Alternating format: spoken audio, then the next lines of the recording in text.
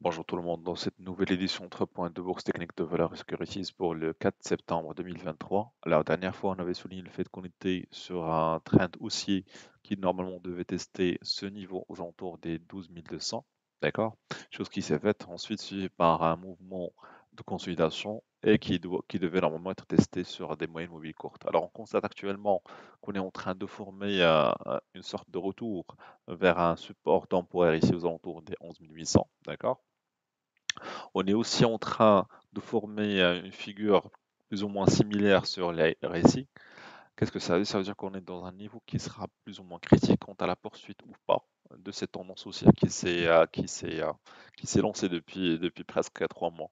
Alors, si on arrive à avoir des clôtures au-dessus du niveau des 12 030 points, alors là, on pourrait supposer que ce niveau entre les 11 800 et les 11 200 et les 12 000 avait servi de point d'ancrage pour un retour des acheteurs qui ont plus ou moins raté cette hausse. Alors, à contrario, si on arrive et on peine ou plutôt si on peine à clôturer sur ce niveau, au niveau des 11 900, et qu'on puisse clôturer avec des séances dont les bougies auraient des amplitudes un peu plus importantes que ce qui s'est passé durant le dernier mois, avec clôture au-dessous des 11 800. Alors là, on pourrait supposer qu'on est sur une fin qui pourrait être soit temporaire, donnant lieu à un trading range entre les 11 500 et 12 000, soit plus ou moins plus forte, hein, qui pourrait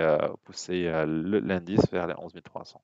Alors pour l'instant, pour ne pas se précipiter, je dirais qu'il faudrait déjà attendre ce qui va se passer pendant cette semaine.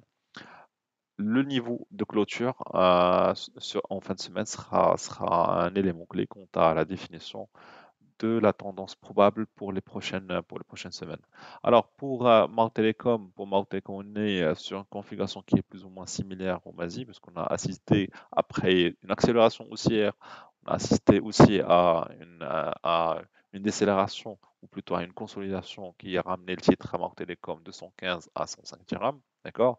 On est en train de former une sorte de support temporaire, ici aux alentours des 106. On peine toujours à franchir le niveau des 108-109 en cas de clôture. On dit au supérieur à 109, alors là, on pourrait supposer qu'on pourrait assister à une poursuite de la tendance haussière. A contrario, si on assiste à une clôture au-dessous des 104, alors là, je dirais qu'on pourrait assister à un mouvement de consolidation qui pourrait, dans un premier lieu, dans un premier lieu, ramener le titre aux alentours des 110 dirhams. Alors, pour Tigeri, la configuration est plus ou moins meilleure que pour Mao Telecom. Ceci dit, on constate la formation d'une divergence baissière ici, sur les SI. D'accord? D'autant plus qu'on peine à franchir le niveau des 460 pour l'instant. Alors, si on continue à ne pas pouvoir franchir le niveau des 460 avec un retour vers les 440, 445, alors là, je dirais que ça pourrait rejoindre le scénario négatif pour le Masi et qu'on pourrait assister même à une poursuite baissière sur le titre. A contrario, si on parvient à franchir les 460, ça veut dire que la prochaine cible sera au moins vers les 466, 467. Alors, pour d'autres valeurs pour la Farge, la configuration est nettement plus négative, que ce soit comme par rapport à TGL ou que ce soit par rapport à Banque Télécom. On constate bel et bien une sortie par le bas de ce biseau, d'accord? On est en train de chercher un niveau support. Donc, je dirais que la zone support à court terme sera ici aux alentours des 1650, à 1650, à défaut d'une poursuite même vers les 1600.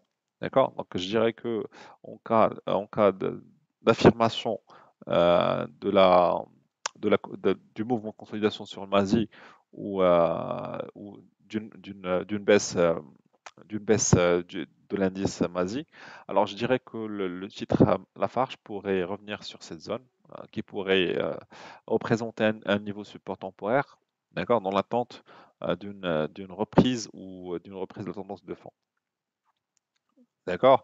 A contrario, si on parvient à franchir le niveau des 1750 avec volume, alors là, on pourrait supposer que c'était juste un faux départ, un fake signal, un faux signal, et qui pourrait y avoir une reprise au moins vers les 1800.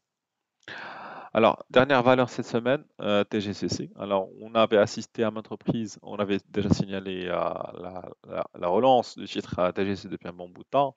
On avait aussi signalé le fait que le niveau clé sera un niveau de 153 à tester pour confirmer une poursuite, une accélération haussière.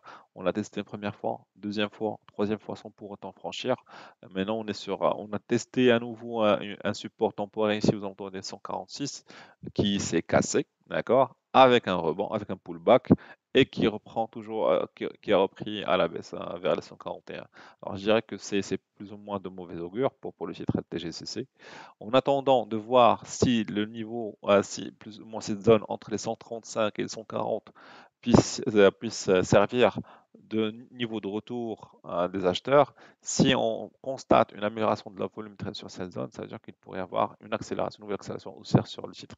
Alors, au contrario, si on peine à pouvoir assister à une amélioration de la volumétrie sur cette zone, alors là, je dirais qu'on pourrait assister peut-être dans un mouvement de consolidation entre les 135 et les 140 dans l'attente de plus de visibilité ou de plus de clarté par rapport à la suite de la tendance. Merci pour votre attention. À la prochaine.